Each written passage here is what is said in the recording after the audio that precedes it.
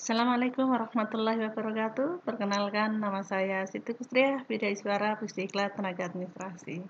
Hari ini kita akan belajar tentang bagaimana penyusunan standar operasional prosedur yang mudah. Nah, untuk itu kita akan praktek bersama-sama menyusun standar operasional prosedur. Baik Bapak Ibu sekalian, tujuan pembelajaran kita adalah peserta mampu menyusun SOP sesuai tugas dan fungsi organisasi. Nah, ada 3 langkah yang harus dilakukan sebelum menyusun SOP. Yang pertama adalah Bapak Ibu peserta sudah mengetahui tugas dan fungsinya masing-masing. Yang kedua, sudah melakukan identifikasi judul SOP. Dan yang ketiga, sudah mengisi lembar kerja identifikasi kegiatan. Sudah dilakukan semuanya? Baik, kita akan lanjutkan proses penyusunan SOP. Yang pertama itu ada mengisi identitas SOP tentunya, yaitu kop, tanggal, pengesahan, judul, dasar hukum, keterkaitan, kualifikasi, peralatan, dan pendataan. Yang kedua, merumuskan format, yaitu menyusun dokumen dasar, flowchart, mutu baku, dan keterangan. Di situ ada juga aktivitas dan subjek pelakunya. Yang ketiga adalah mengisi mutu baku dan keterangan, kelengkapan dan waktu, output, serta keterangan.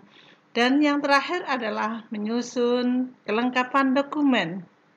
Setelah selesai semuanya disusun jadi buku, yaitu ada halaman judul, keputusan pimpinan atau lembar pengesahan, lembar penetapan, daftar isi, dan penjelasan tingkat tentang SOP yang ada di dalamnya.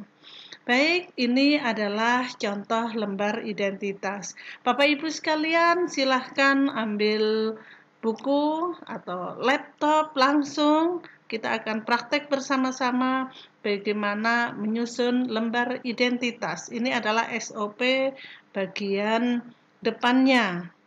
Nah, lembar identitas ini akan kita isi bersama-sama ya Bapak Ibu. Baik. Nah, yang pertama di sini ada kop seperti kop suratnya, yaitu logo. Logo di sini kalau yang perguruan tinggi berbeda-beda ya Bapak Ibu ya. Nah, kita sebagai Kementerian Agama ikhlas beramal. Namun yang tadi perguruan tinggi berbeda-beda, ada bola dunia, ada bermacam-macam kreativitas. Nah, ini adalah instansinya bawahnya. Nah, baik Bapak Ibu sekalian, selanjutnya ini adalah tanggal pembuatannya kapan, yaitu ketika selesai dibuat, bukan mulai dibuat dikasih tanggal, tapi selesai dibuat baru dikasih tanggal ketika akan ditandatangani. Kapan tanggal revisi? Jika memang SOP ini sudah pernah disusun, maka akan direvisi. Nah, setelah selesai membuatnya, akan tandatangani, disitulah tanggal revisinya. Terus kapan tanggal efektif? Tanggal efektif adalah setelah Bapak pimpinannya ini menandatangani, maka di sini sebagai tanggal efektif, ditanggalin di sini. Nah, siapa di sini sesuai dengan skopnya ya? Kemarin di LKIK sudah ya. Nah, ini pimpinannya. Karena Pusdiklat pimpinan yang memiliki tugas fungsi organisasi pimpinan tertingginya Kepala Pusdiklat, maka Bapak Kepala Pusdiklat Dr. Haji Rudi Subiantoro MPD berhak menandatangani di sini, dan nanti yang menetapkan Bapak Kepala Badan Litbang dan Diklat. Baik Bapak Ibu sekalian, selanjutnya di sini adalah judul SOP. Ini saya beri contoh SOP penyusunan majalah.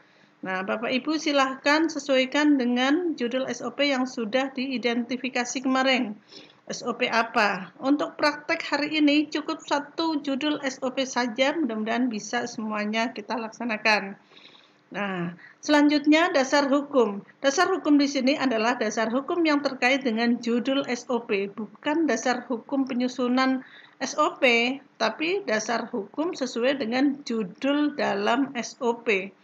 Nah, ini majalah kan tentang informasi, transaksi elektronik, tentang pedoman akreditasi majalah ilmiah, tentang pedoman majalah penyusunan majalah Pusdiklat dan lain sebagainya. Silahkan Bapak Ibu sesuaikan dengan judul SOP masing-masing. Selanjutnya kualifikasi pelaksana, yaitu kualifikasi yang melaksanakan dalam SOP ini siapa? Apa saja? Apakah itu kualifikasi individu atau kualifikasi organisasi, instansi? Nah, yang ini adalah kualifikasi instansi diharapkan menjadi kualifikasi pelaksana persyaratan ya, kecuali yang untuk SOP teknis. Nah, untuk JFT berarti kualifikasi individu di situ dimuat. Selanjutnya adalah keterkaitan. Keterkaitan ini adalah keterkaitan yang berhubungan langsung dengan penyusunan majalah. Nah, keterkaitan dengan SOP Bapak Ibu apa semuanya? Nah, di sini dicantumkan di situ.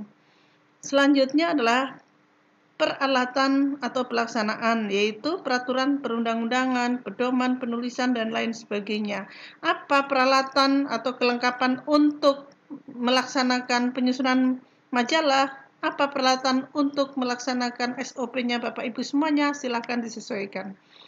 Selanjutnya adalah peringatan. Peringatan di sini diisi yang apabila SOP ini tidak ada, maka menimbulkan pengaruh atau akibat. Nah, contoh, apabila SOP majalah ini tidak dilaksanakan, maka JFT WI terlambat naik pangkat. Nah, itu yang paling berpengaruh seperti itu.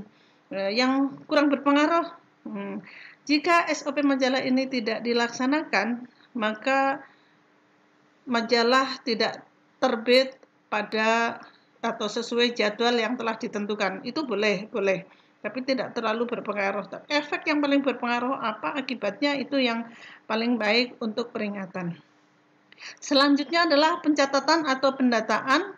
Terakhir adalah ketika kita melaksanakan SOP ini, apa saja sih yang dibutuhkan dalam SOP? Kalau di majalah ini kan data, karya tulis ilmiah, SK tim redaktur, dan banyak lagi peraturan-peraturan yang mungkin harus ada dalam penyusunan majalah.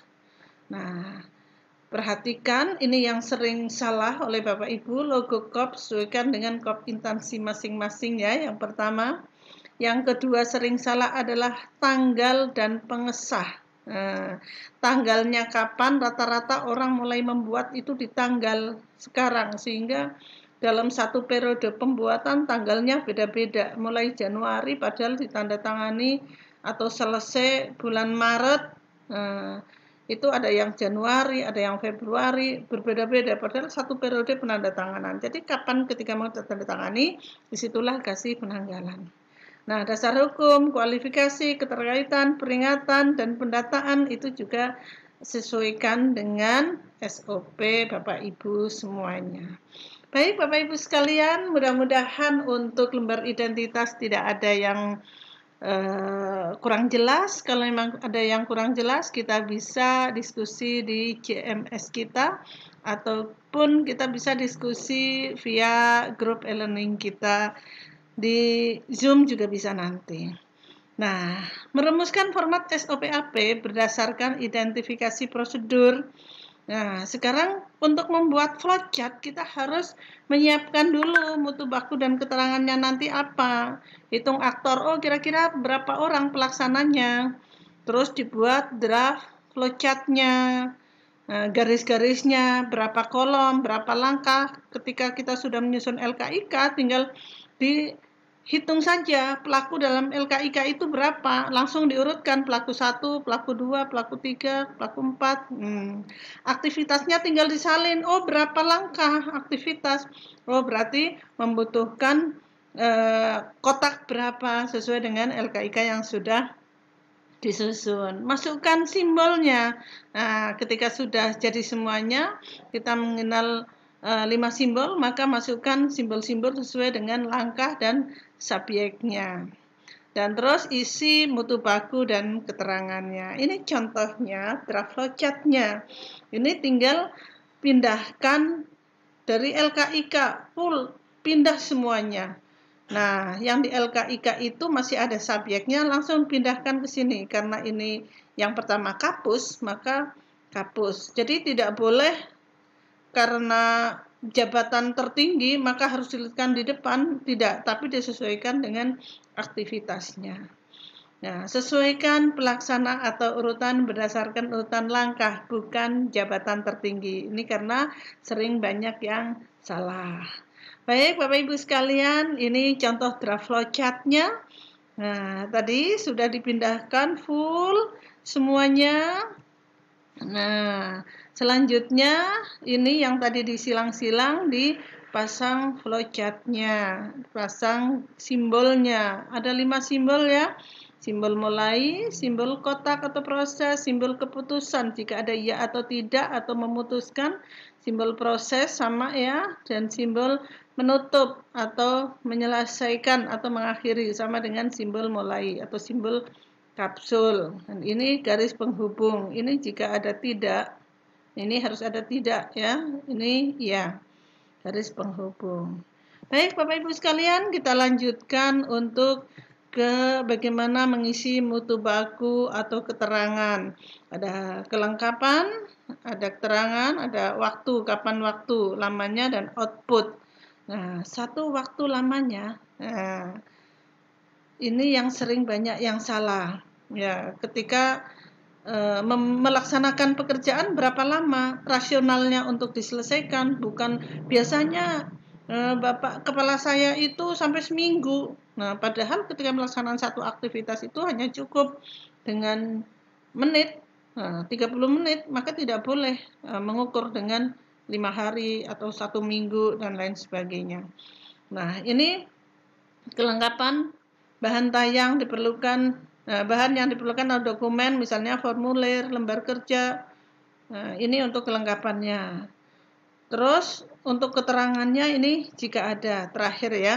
Nah, kalau ini outputnya, saya kira semuanya sudah paham ya. Nah, kita lanjutkan saja, ini contoh mutu baku. Kelengkapannya misalnya agenda kerja, waktunya tadi 15 menit, outputnya disposisi. Keterangannya jika ada diisi, kalau tidak ada, tidak apa-apa. Baik, Bapak Ibu sekalian, kita lanjutkan. Ini contoh flowchart pembuatan laporan konsinyering, karena kemarin di LKIK tentang konsinyering, saya melanjutkan saja bahasan kita tentang konsinyering. Misalnya, yang pertama, menugaskan Kasubit untuk mempersiapkan laporan, konsep laporan konsinyering. Ini Kabit ya. Nah, ini bukan jabatan tertinggi yang mulai, tapi dari kepala bidangnya. Nah, di sini asdepnya yang paling tinggi jabatannya. Mulai dengan simbol kapsul, dilanjutkan dan semuanya harus ke kanan ya. Harus ke bawah dulu terus ke kanan ketika mulai. Setelah itu tergantung, kalau memang kotak selanjutnya ada di sebelah kiri, maka kita sebelah kiri, jika sebelah kanan ada sebelah kanan, dan seterusnya.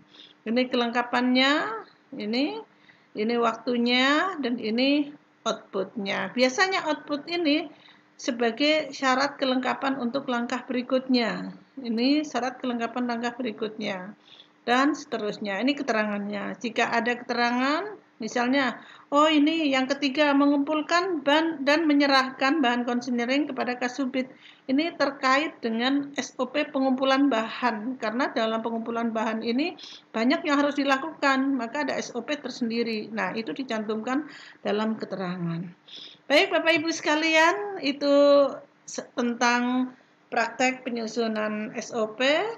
Kelengkapan dokumen SOP ini ada aksesoris SOP, yaitu halaman judul, keputusan pimpinan, lembar penetapan, daftar isi, penjelasan singkat tentang penggunaan SOP.